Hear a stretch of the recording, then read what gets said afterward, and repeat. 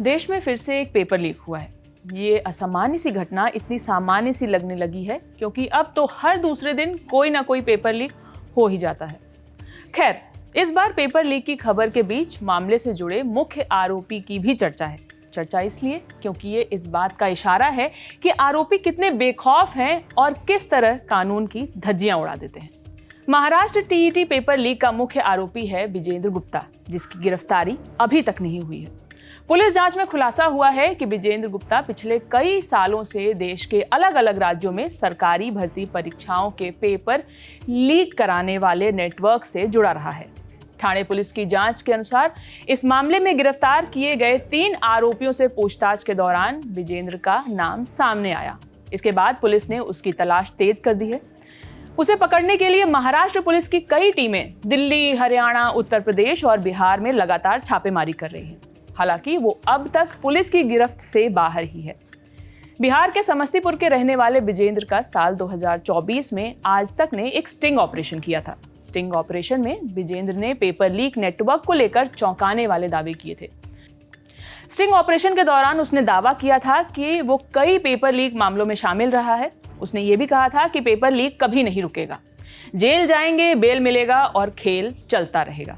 अब Maharashtra TET paper leak मामले में नाम सामने आने के बाद उसकी वो बात सच लग रही है कि वो जेल जाएगा, उसे बेल मिलेगी और पेपर लीक का सिलसिला कभी नहीं रुकेगा। रही बात जेल जाने का, तो जेल कल फिर परसों से यही खेल करेंगे।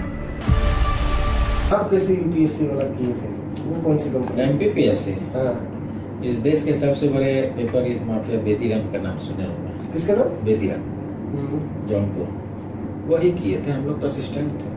विद्यार्थी लायक था, बोले नौकरी लगा देंगे, चल गया, साथ में धरा गए, जेल चल गए। अब आप खुद सोचिए, आरोपी कितने बेखौफ हैं और पूरे कॉन्फिडेंस के साथ कैसे पेपर लीक करा रहे हैं, क्योंकि उन्हें लगता है कि कानून के शिकंजे से वो हर बार किसी न किसी तरह बच निकलेंगे और फिर पेपर लीक के धंधे में लग जाएंगे।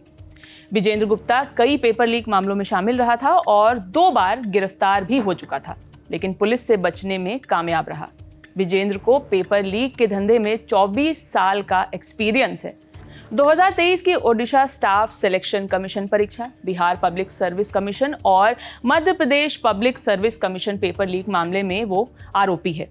मीडिया रिपोर्ट्स के अनुसार विजेंद्र ने अपने कथित पेपर लीक गिरोह के जरिए करोड़ों रुपए की प्रॉपर्टीज बनाई। पटना से लेकर समस्तीपुर और दिल्ली में भी उसने फ्लैट होने की जानकारी सामने आई है।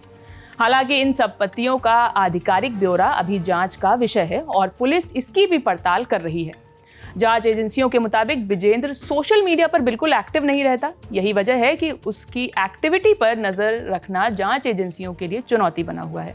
पुलिस का कहना है कि वो लगातार अपना ठिकाना बदल रहा है, जिससे उसकी गिरफ्तारी मुश्किल हो रही है। बताया जा रहा है कि पटना पुलिस भी लंबे समय से उसकी तलाश कर रही थी। जांच में ये भी संकेत मिले हैं कि कथित पेपर लीक नेटवर्क केवल महाराष्ट्र तक सीमित नहीं है। पुलिस इस बात की जांच कर रही है कि कहीं हाल में हुए पेपर लीक में भी तो इसी गिरोह का रोल तो नहीं रहा। अब महाराष्ट्र पुलिस अलग अलग राज्यों की पुलिस के साथ कोऑर्डिनेट कर रही है ताकि जल्द से जल्द विजेंद्र गुप्ता और उसके गिरोह के बाकी आरोपियों को पकड़ा जा सके। इस खबर पर आप क्या राय रखते हैं? कमेंट सेक्शन खुला है, हमें जरूर बताएं। खबर लिखी है मेरी साथी सुप्रिया ने। मैं हूं शिवानी। देखते रहिए द ललन टॉप। बहुत बहुत शुक्रिया।